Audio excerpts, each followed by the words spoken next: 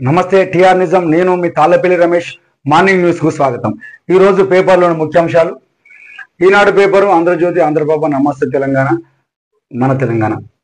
ఈనాడు పేపర్లో చూసుకుంటే మెయిన్ వార్తగా ఫీజులకు కళ్ళెం పడేనా, ప్రైవేటు బడులు కళాశాలలో ఇష్టానుసారంగా వసూళ్లు, నియంత్రణ చర్యలు చేపడతామన్న మంత్రివర్గ ఉపసంఘం, ఇంకా మొదలవని కార్యాచరణ.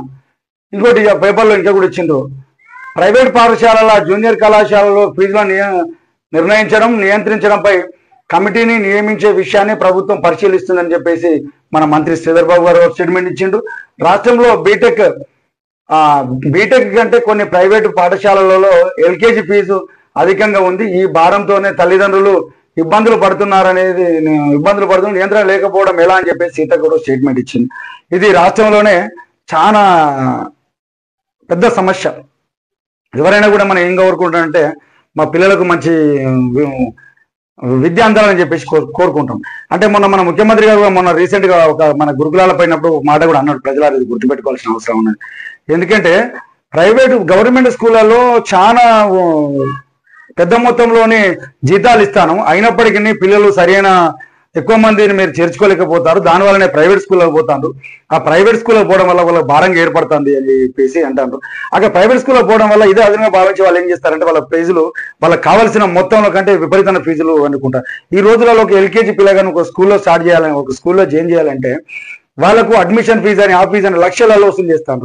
దానివల్ల పేద మధ్యతరగతి పిల్లలు చాలా ఇబ్బందులు పడుతున్నారు. ఎందుకంటే ప్రతి ఒక్క తల్లిదండ్రులు ఆలోచించేది నా బిడ్డలకు మంచి నాణ్యమైన విద్య అందాలి, దానివల్ల ప్రయోజకులు కాలే, మేము ఏదో విధంగా ఇబ్బందులు పడతాను, నా పిల్లలు కూడా ఆ విధంగా ఇబ్బంది పడొద్దు అనేది ఒక విధానంతో వాళ్ళు ప్రైవేట్ వ్యవస్థ మీద మొగ్గు చూపుతారు. ఇదే అదనంగా భావించినటువంటి ప్రైవేట్ స్కూళ్ళ యాజమాన్యాలు విచ్చలవిడిగా ఫీజులు పెంచి పుస్తకాలు ఎక్కడనే అమ్ముతాండ్రు, ఇంకో అన్ని విధాలు అక్కడనే అమ్ముతాండ్రు. అక్కడ అన్ని మా దగ్గర కొనాలంటాడు. ఏమంటే మా దగ్గర నోట్స్ కొనాలనే, మా దగ్గర పుస్తకాలు కొనాలనే, మా దగ్గర బెల్ట్ కొనాలనే, మా దగ్గర టై కొనాలనే అని చెప్పేసి వాళ్ళకు బుద్ధిబండగా తయారైండ్రు. ఈ రోజు ఒక మధ్యలో ఒక కమిటీ కూడా వేసిండ్రు. మన కమిటీ వేసిన తర్వాత తిరుపతిరావు కమిటీ కూడా ఒక నివేదిక ఇచ్చింది. ఆ నివేదిక ఏందనే విషయాలు కూడా చేయలేదు. వాస్తవానికి బాగా ఆలోచించాల్సిన విషయం. ఈ మన దేశంలో మన రాష్ట్రంలో ఏదైనా కూడా ఉచిత విద్య, ఉచిత వైద్యం అనేది 100% అవుతాం. అది నాణ్యమైన విద్య అందాలి, నాణ్యమైన వైద్యం అందాలి. అందులో భాగంగా నాణ్యమైన విద్య అందులో అని చెప్పేసి ప్రైవేట్ స్కూళ్ళమైన మోజుతో వాళ్ళు వెళ్ళడం వల్ల వీళ్ళు వ్యాపారమే చేస్తారు. ప్రైవేట్ స్కూల్స్ వందపాల వ్యాపారాలు, చాలా స్కూళ్ళు కూడా వ్యాపారాలలోనే చేస్తారు. అసలు వాళ్ళు ఏం చెప్తారా ఏందో తెలియదు, కానీ ఫీజులలో మాత్రం లక్షలలో వసూలు చేస్తారు. అది భారాలు చాలా ఇబ్బందులు పడతాను. అది ఒకరు ఫీజులు ఇవ్వకపోతే కూడా మా ప్రైమరీ సెక్షన్లో ఎవరిని కూడా తీసేయడానికి వీలు లేదని చెప్పేసి ఒక చట్టం ఉన్నది. అయినప్పటికీ వాళ్ళని ఫీజులు కడతారని చెప్పేసి కూడా బయట ఉంచిన దాఖలాలు కోకోలలు ఉన్నాయి. ఇంకోటి కేంద్ర ప్రభుత్వం కూడా మన్మోహన్ సింగ్ గారు ప్రభుత్వం ఉన్నప్పుడు, మన్మోహన్ సింగ్ గారు కాంగ్రెస్ ప్రభుత్వం ఉన్నట్టు ఆ ప్రైవేట్ స్కూళ్ళలో పోవడానికి మామూలు ఇబ్బంది పడతారని చెప్పి విద్యాకు చట్టం తెచ్చింది.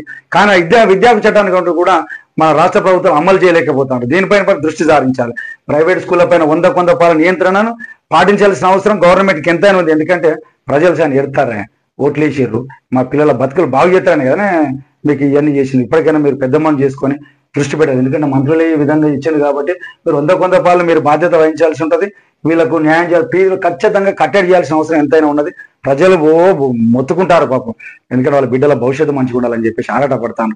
దీనిపైన వంద పాలు ఆలోచించాల్సిందే. ప్రైవేట్ స్కూళ్ళ పైన నియంత్రణ.